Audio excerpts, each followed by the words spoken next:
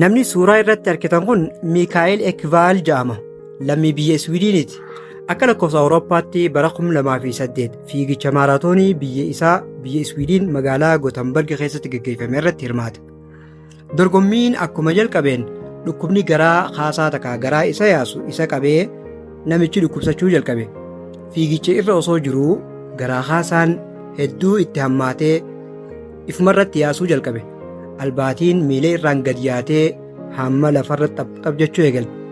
Inni garuu sababa kanaaf fiigicha adda kutuu hin barbaanne. Fiigicha itti fufee dorgommii hanga dhumaa xumure. Dorgommicha irrattis nama 21ffaa bahee xumure.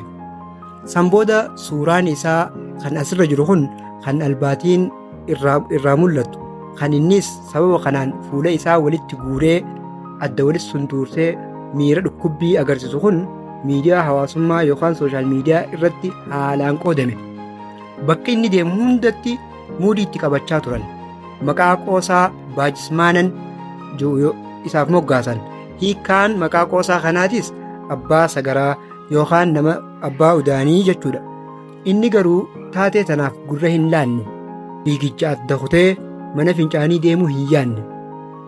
Duuba gaazexeessonni isa yeroo qunnaman ati yeroo akkas taatu san fiigicha adda kutee gara mana fincaanii deemuu hin yaanne jedhanii gaafannaan yeroo hin qabu maaliifin dorgommicha adda kuta yeroo muraasa san adda kutee akkamiin taha jechuudhaan gaazexeessotaaf deebise.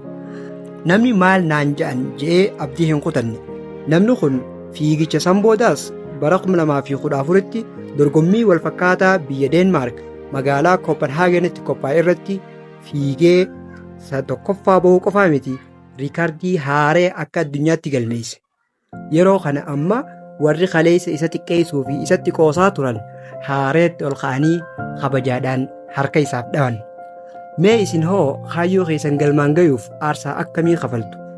Namni maal naan ja'aa sodaa jettu dhiistanii kaayyoo keessan irratti xiyyeeffadhaa. Abdii hin kutinaa. Jechoota namootaatis hin dhageenyaa. Kaayyoo galmaan gayuun if kennuu fi aarsaa guddaa kafaluu barbaada.